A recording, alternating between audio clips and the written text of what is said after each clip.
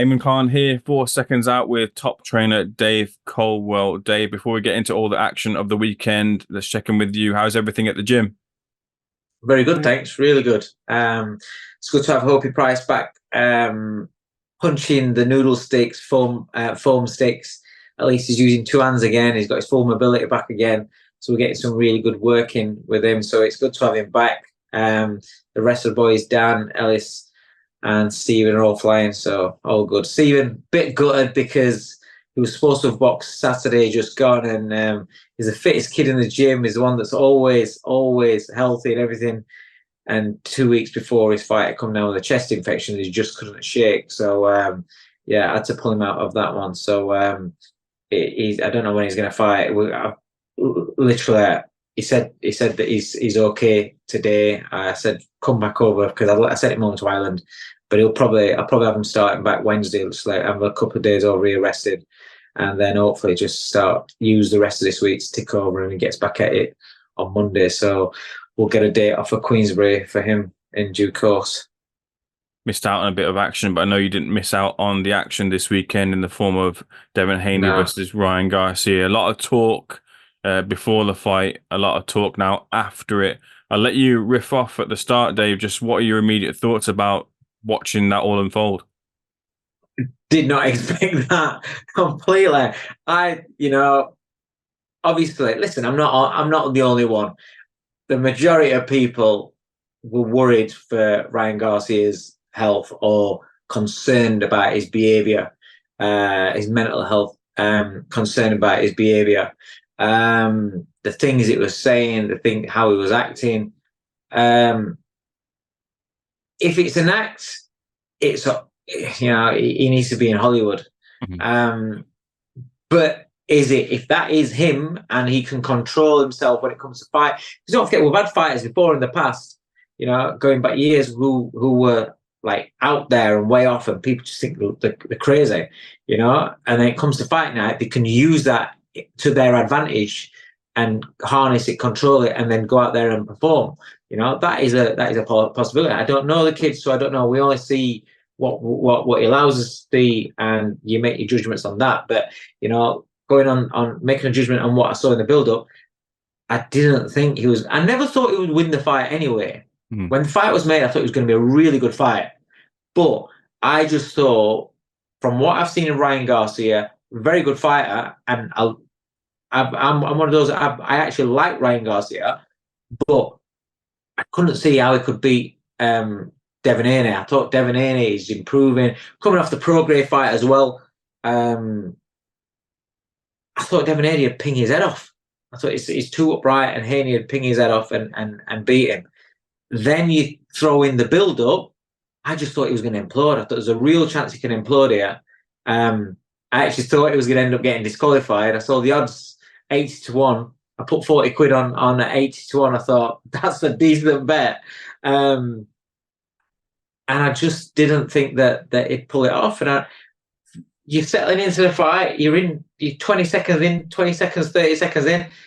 And then he cashes in with a left hook. The one shot that whether Garcia's in form, bit nuts, got no chance, whatever. The one shot that that he's got that is so dangerous is that left hook. And for him to land it inside the first half a minute, I was staggered. I was shocked. I was almost as staggered as what Devin Haney was when it landed. And yeah, from then on, you're like, oh shit, okay. And I thought he boxed really well. He boxed in spurts. I thought he was outworked in a lot of the rounds, and then he'll let go of a flurry. And every time he let go of a flurry, and every time he caught Haney, beat the right hand, the left hooks, whatever, it was registering on Devin Haney. And yeah, I thought he was a deserved winner, without a doubt, on the fight. A deserved winner, 100%. Talking of some of the factors heading into the fight, a lot is being made about the weight on both sides. Yeah. The weight that Ryan Garcia gave up in not making the weight, the 3 pounds or over 3 pounds as it was, and also Devin Haney boiling himself down to make the weight as well too. People were noticing, and he does look drawn usually at weigh-ins, but he particularly looked drawn here at this weigh-in. How much of a factor do you feel on both sides was was it on the fight? Of course, it's a fight. Listen, I put a tweet out that was in response to Fowler, one of my old boxers. It was a response to him where I think he was saying about Garcia played a game. If that's got, I took it as though he was talking about Garcia, like, you know, with the weight, playing the game, deciding not to make the weight and going for the win. And so I'm responding in that vein. And so, yeah, if he's played the game when it comes down to weight, then he's playing a cheating game. Because if you've chosen not to make the weight, then you're at an advantage. You are people that are saying to me, 3.5 pounds, it don't make no difference. Go and speak to any fighter that has to work hard to make the weight. Not somebody that's eaten up to a weight division. All fighters walk around a lot heavier than what they do, you know, what they fight. You know, it's just how they are. You can't live in that state, in that fight weight all your life. You know, there's life, there's living, and you have to come down in weight. Now, yes, Haney boils himself down in weight, and I don't agree with that. You know, I've moved up my own fighters, or advised my fighters to move up because it's getting hard work. You know, especially with my young fighters, Stephen Cairns, Opie Price. I've moved them up quickly in the careers because I don't believe in going against nature as your body's trying to grow. Now, Haney does boil himself down to you know, especially when he was a lightweight, it was nuts. He's just moved up to 140, but it's like fighters have always done that. Even on the days when they used to do the on the day weigh-ins, fighters, it's not a new thing. It's not just a Devin Haney. You know, everyone's basically saying, you know, a lot of people making out as though Haney deserves to get beat because he's a weight bullet. But a lot of fighters have done that throughout the career. On the day weigh-ins when they used to do that, fighters do that. Kids do that. Prospects do that. Loads of fighters do. They think, if I can be massive at the weight, I'm going to have such an advantage. And a lot of them do that. So Devin Haney's not on his own. But once you've made that weight, then if you decide to do that, you still have to work really hard, and you are going to deplete yourself to do that. And then it's how much refuel you can do in the 24, 30 hours, what it is until the fight. And then it is what it is. You know, IBF have a 10-pound limit on what you can put on. Nobody else does. So some fighters will hydrate and put on shitloads of weight. Some fighters will put on half a stone, 10 pounds. That's about it. And there's an advantage and a disadvantage on both sides. But to say that 3.5 pounds is nothing, and I've had so many people tweet me saying 3.5 pounds is nothing. It's a McDonald's. It's this. You have never ever in your life struggle to make a weight to go in there and fight. If you're saying 3.5 pounds doesn't make a difference on what it does to you, to your performance, you ain't got a clue, you know. And I would never. I'm not one that says, "Oh, you've never boxed. You don't know what you're talking." I don't say that. Everybody's got an opinion, and I respect everybody's opinion. You know, I'm not a footballer, but I'll have an opinion on football. I'm not a painter and decorator, but I'll have an opinion. If somebody comes in and paints me house and do a shit job, I'll be like, everyone's entitled to an opinion, but you've got to understand, you can't discount that 3.5 pounds isn't anything. And just vice versa, if you haven't had to shift that last 3.5 pounds, then you've not depleted yourself as much, even if you're not a weight bully. You know, we always talk about, like, it's the last pound that really, really hurts the fighters. It can be the last pound, the last half a pound. And fighters out there will understand what I'm saying. So to say that it doesn't make any difference, it does. You know, one fighter deplete himself, and because you always deplete yourself, it's just a fact, right? Or you'd be at the start of training camp, you're weighing X, you'd fight at that weight, but nobody does that because you're stripping away the excess weight and the shit. But one fighter's really had to work to get the weight, and the other fighter chose not to, you know? So yes, there is a bit around, but I'm not saying that's the reason why he won. All I'm saying is, well, he chose, you know, he chose not to make the weight. And whenever we've seen everybody else choose not to make the weight and come in heavier, they've all been panned. But because it's Devin Haney, and listen, I'm not Devin Haney's biggest fan. I think he's very, very good. I think he's technically very good. But is he a star? Is he the most exciting fighter? No. You know, but you've got to call it the same, you know. But because it's Devin Haney and everyone's happy and excited that he got beat, then they're kind of like saying, well, you deserved it, blah, blah. It's nothing to do with the weight. I'm not saying it is to do with the weight, but it didn't help his cause. And it did help Ryan Garcia. And that's just how boxing works. And, you know, it's just, it just is simple as that. Couple of directions. And also, it's all right. But if there was nothing wrong in what he did, then he's just beaten Devin Haney, who's the WBC world champion. Why is he not WBC world champion? Because he didn't make the championship weight. So that's why he's not champion. So he obviously didn't follow the rules for that fight. The rules for that fight were you're fighting for the WBC 140 title. You didn't make the limit. You didn't make the championship weight. So therefore you can't fight for that title. So that means that he did do something wrong in terms of the rules. And if he chose not to do it, don't get me wrong, some fighters try, get to it and think, I just can't do it. Good, fair enough, make that agreement, done, no problem. But what I'm saying is if it was part of the game, the whole ruse to fool you and whatever, then he kind of cheated. And then I see today that he put on, I think he put 2 million on himself on his Instagram. He says he put on 2 million on himself to win. And then you go, maybe that's why he chose not to make the weight, because he thought, I've got a chance of making absolute millions here. What's a weight forfeit fine when I'm going to win all this? I'm going to give myself every chance in order to win this fight. So I get it. I get that. But it's the dark arts, isn't it? So.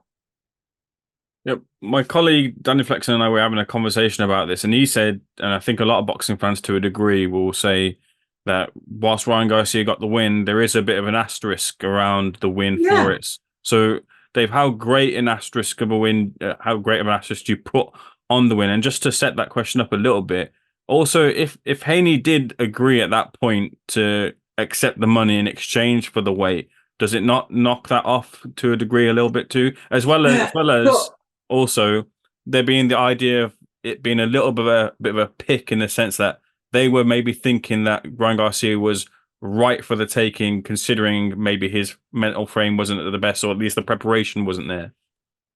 So when the fight's made, it's a decent fight. It's a decent fight. But Ryan Garcia is just coming off where he's basically said no mas.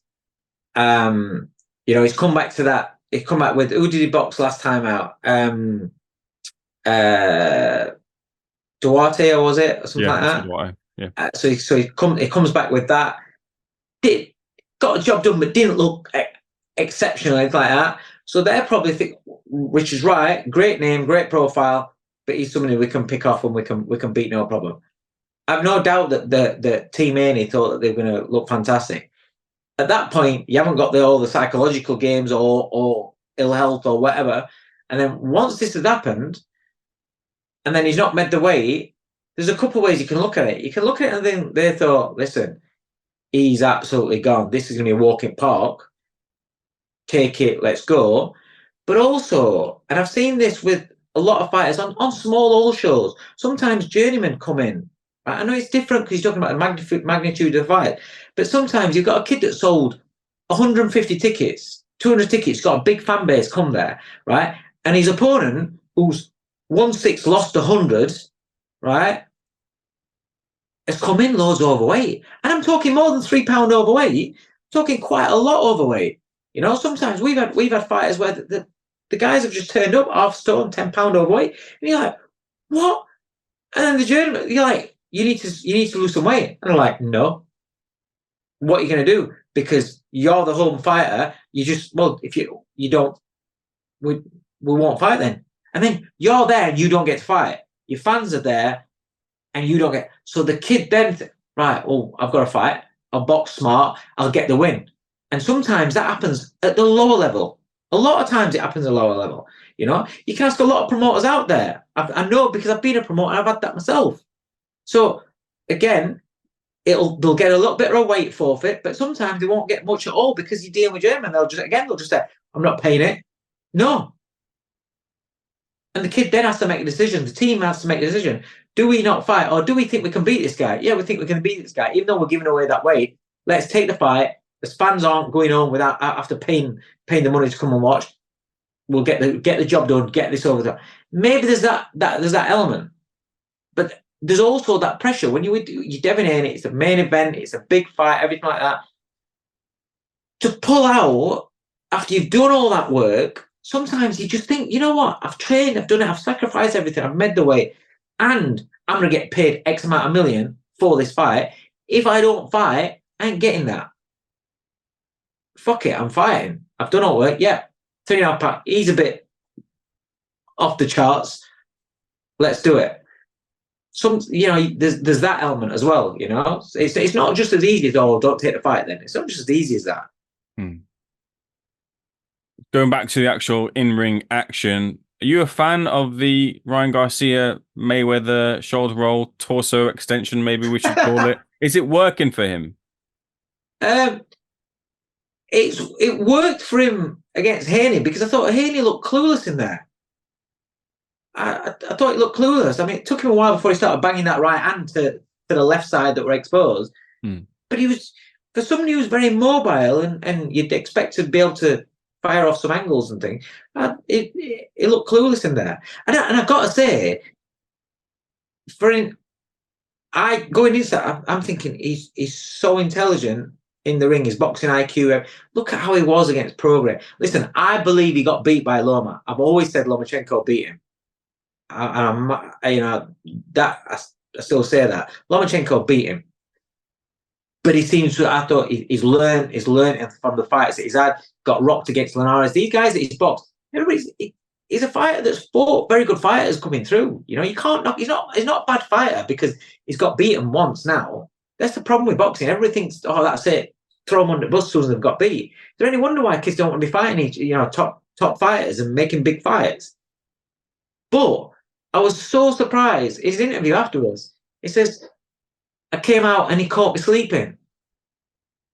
He caught you sleeping. How are you, this intelligent fighter, how are you sleeping in the first 30 seconds of a fight against a guy that you know has got that one shot? The left hook, Ryan Garcia, the left hook. And why is your hand positioning so shit in that first 30 seconds like that? And if you do think that he's crazy and he's nuts, I was kind of expecting Garcia to come flying out. Round 1, round 2, flying out. I kind of thought that, and I thought maybe then it starts. If you don't have success, and Haney starts picking him off, then he starts unraveling. So even in them first, let's say if he was going to implode, even in the first few minutes, you would expect him to come out like a lunatic. So you would be on your guard and sharp, but he wasn't, and he never adjusted. And the amount of times his positioning was there, and the left hook was on, and yeah, I just thought it was surprisingly an unintelligent display from Haney. But he was getting hurt by shots, and when you get hurt by shots, and when you get rattled by shots, it can throw you off your game plan. But it's just the whole, he caught me sleeping. How is he catching you sleeping 30 seconds in when you know that's the only shot he's got?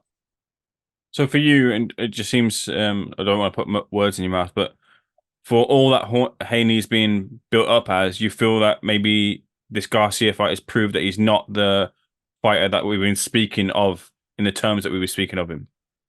No, listen, he's not to write him off either. Not to write him off. No. He's without doubt one of the most skilled fighters out there. But he got hurt, and then there were moments where Garcia wasn't doing anything. He started doing what Haney does a little bit, and he started controlling moments in the fight and long periods in the fight. But then he'd get caught and get hurt again and get hurt again. And the problem is maybe not older shot.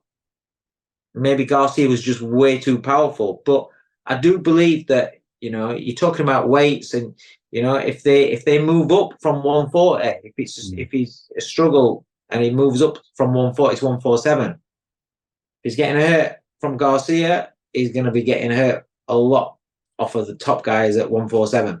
So I don't know. He's got a, I've never been one of these that's, when you're hearing people comparing to Mayweather and stuff like that, it's different levels. You need to focus on getting the best out of yourself, and that's it. Don't be comparing yourself with a Mayweather. It's not that I don't think he is what we thought he was. It's boxing. You can get beat, you can get hurt, but he's definitely not as intelligent, and he's not as versatile what he needs to be. And apart from the jab, he didn't really throw much. He didn't really have success with much. And it's not like Garcia's the most elusive of kind of fighters. Maybe he just got wrapped in the emotions of the fight. Some fighters have done that. Boxing's a mixture of physical and mental. And if things aren't right, then you can underperform. But let's not forget, Ryan Garcia's beaten him 3 times in the amateurs. Maybe Ryan Garcia's just got his number. Maybe Ryan Garcia's just got his number, and that's and that's that. But it certainly, you can't take away from his previous performances. He's beaten some very good fighters. Although I still maintain he got beat by Lomachenko, but it was still a great fight with Lomachenko. Still a good fighter. Maybe not the best of nights for Devin Haney. Didn't seem to be the best of nights either for the referee, Harvey Dock. Were you frustrated watching him? I thought it was poor. I thought it was poor. Right. Haney was, obviously, when you get hurt, your job is you're gonna hold. But he was holding all the time. I thought he was warning Haney for hitting Garcia in the back, but Garcia's turning around. So I just thought he had an overall a bad night. What would you want to see as the next steps for either fighter? There's the rematch carrot that's being dangled, or there's no rematch clause. Garcia looks to go on to bigger and better things. He joked about Fundora, at least I hope it was a joke about Fundora, before the fight. He then didn't turn, he seemed to be receptive to the idea of boots. He said no rematch for Devin Haney. Devin Haney's got his own pathway. He needs to rebuild as well too. But what one fight for each would you like to see from him? Garcia can fight whoever he wants. He's a massive, massive draw, a huge draw. He ain't fighting boots. None of those two are fighting boots. Nowhere.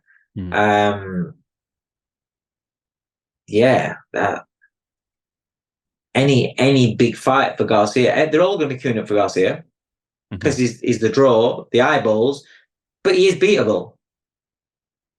In terms of Haney, I don't know what. Listen, kids that have been had smoke blown up their arse and being told next Mayweather and all that sort of shit, and you got people speaking very, very loud from, and then they get ruined in a fight. Sometimes they're not the same coming back. And that's the kind of loss where Haney, mentally, how does he come back from that? I don't know. It'd be interesting. To see how he comes back. After watching this all unfold, where do you stand on where Ryan Garcia was with everything? I don't know. I still don't know. No one knows it unless you're with him, part of his team. The thing is, he's spoken about having mental health problems before. Yeah. And then he says in the ring he's got ADHD. So there are issues there with him. If it was an act and if it was all a ploy, I don't rate that, because there are people that have got real mental health issues. I don't rate that at all if it's an act. And that's why I can't have too much love towards that. I've liked Ryan Garcia through his career, and I've really, when I found out he did have mental health issues and things like that, I really warmed to him. Really hope he does well. But then if he's playing a game and doing how he was, and that is the act to lure somebody in and to win a fight, you're a big flagship for the sport, and eyes are on you for young people and things like that. How many other people going to start fucking imitating that they've got mental health issues to get what they want in life? So I can't advocate for that. So if it's an act, disappointed. If it's not an act, I hope he's got good people around him that when he's on the high now. When he crashes, I hope he's looked after.